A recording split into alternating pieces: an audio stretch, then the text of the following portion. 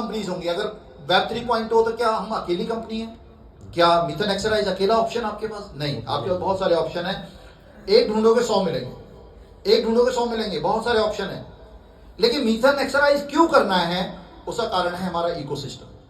देखिए, जब कोई टेक्नोलॉजी नहीं आती है, जब आप शुरू में गैस सिलेंडर आए थे ना नए नए, तो सबसे ज्यादा हादसे हुए थे।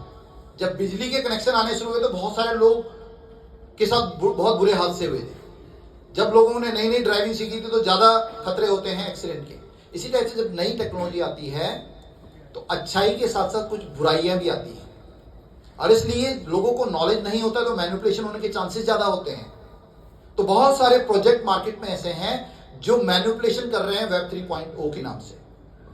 अब 3 टाइप के प्रोजेक्ट्स हैं, समझिएगा, ध्यान से सुनिएगा। 3 टाइप के प्रोजेक्ट्स हैं। एक है जो केवल और केवल टोकन बेस्ड प्रोजेक्ट है, वो सिंपल प्रोजेक्ट है। दूसरे वो प्रोजेक्ट्स हैं जिनका खुद का ब्लॉकचेन है, एंड तीसरे वो प्रोजेक्ट हैं जिनके पास खुद का इकोसिस्टम है।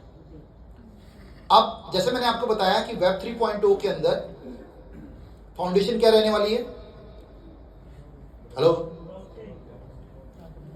फाउंडेशन रहने वाली है ब्लॉकचेन। वेब 2.0 के अंदर फाउंडेशन क्या है? इंटरनेट। वेब 2.0 इंटरनेट बेस्ड है, वेब 3.0 ब्लॉकचेन बेस्ड होगा। तो ब्लॉकचेन फाउंडेशन बनने वाली, यानी जो प्लॉट है वो ब्लॉकचेन है। तो जो नए स्टार्टअप्स होते हैं वो अपना ब्लॉकचेन नहीं बनाते, वो क्या करते हैं? अपने टोकन बनाते हैं और उसके ऊपर डिप्लॉय कर लेते हैं। तो 99% जो प्रोजेक्ट मार्केट के अंदर है वो टोकन बेस्ड है। तो अगर आपके पास, जब आप इस इंडस्ट्री के अंदर आ गए हैं और आप अपना करियर बनाने की सोच रहे हैं, तो आपको जब कोई लोग अप्रोच करते हैं तो उनसे ये पूछिए कि आपका टोकन है या कॉइन है, या फिर उनसे पूछिए कि आपका जो कॉइन है, अगर वो कॉइन बोल रहे हैं, 90% लोगों को कॉइन और टोकन का डिफरेंस नहीं मालूम है, तो आप उनसे पूछिए कि आपका टोकन कौन सी ब्लॉकचेन पे बना हुआ है, तो आपको पता चलेगा वो ट्रॉन पे बना हुआ है, तो इसका मतलब टोकन है वो।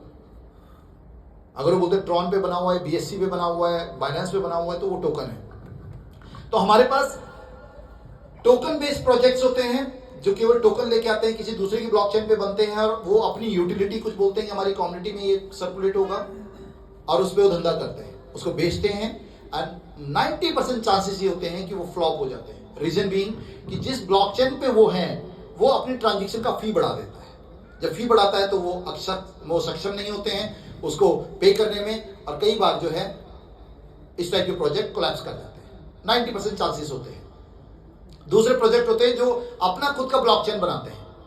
अब वो इंतजार में रहते हैं कि कोई दूसरे लोग आएंगे और यहां पर अपने टोकन बनाएंगे, तो उन प्रोजेक्ट्स के भी फेल होने के चांसेस होते हैं। केवल ब्लॉकचेन से भी काम नहीं चलता। तीसरे प्रोजेक्ट्स होते हैं जो खुद का ब्लॉकचेन बनाया और उसके ऊपर बहुत सारे प्रोजेक्ट अपने डिप्लॉय किए, एंड वो कहलाते हैं इकोसिस्टम बेस्ड प्रोजेक्ट। अब हमारे पास अगर मैं बात करूं तो हमारा जो प्रोजेक्ट है वो इकोसिस्टम बेस्ड है। सबसे पहला हमारा खुद का ब्लॉकचेन है, इस कंपनी का खुद का ब्लॉकचेन है, एंड ना केवल ब्लॉकचेन है बल्कि फास्टेस्ट ब्लॉकचेन एवर, यानी अभी तक का सबसे ज्यादा तेज चलने वाला ब्लॉकचेन है। ट्रांजैक्शन पर सेकेंड सबसे ज्यादा होती है हमारे ब्लॉकचेन के अंदर। वो मैं आपको लाइव भी दिखा सकता हूं अगर आप चाहेंगे, रोज दिखाते हैं वैसे हम लोग। उसके बाद हमारे पास एक एकेडमी है, नेक्स्ट अराइज एकेडमी के नाम से, एंड ये अराइज एकेडमी अपनी कम्युनिटी को ट्रेन करती है, उनको स्किलफुल बनाती है। उसके बाद हमारे पास NFT का प्लेटफॉर्म है, हमारे पास ट्रेडिंग बॉट है जो आर्टिफिशियल इंटेलिजेंस बेस्ड बोट है।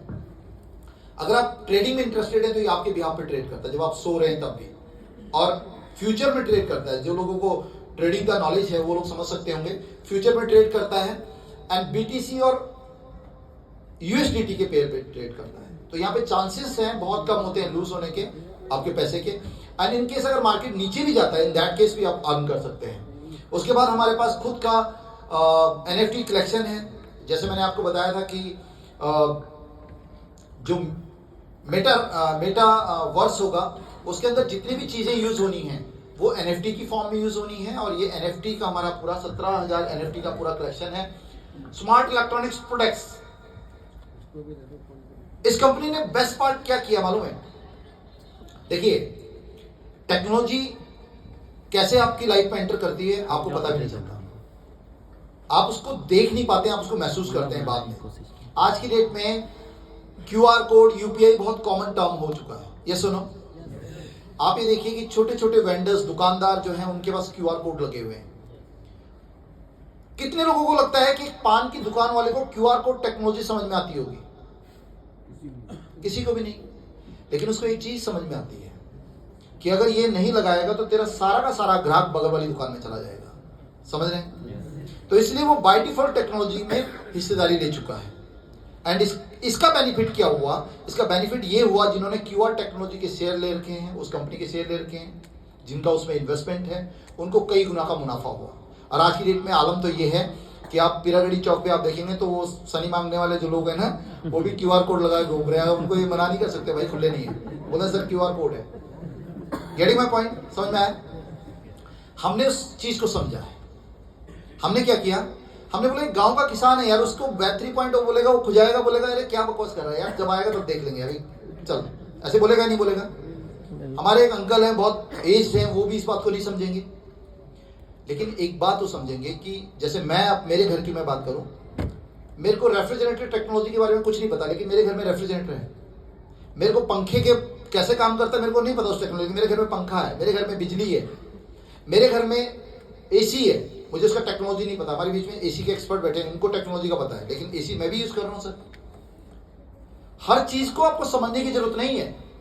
हमने क्या किया, एक ऐसा बास्केट तैयार किया जिसके अंदर वो प्रोडक्ट्स लाके दिए जो आपकी इंस्टेंट जरूरतों को पूरा करते हैं। कैसे? हमारे पास एक सीलिंग फैन है।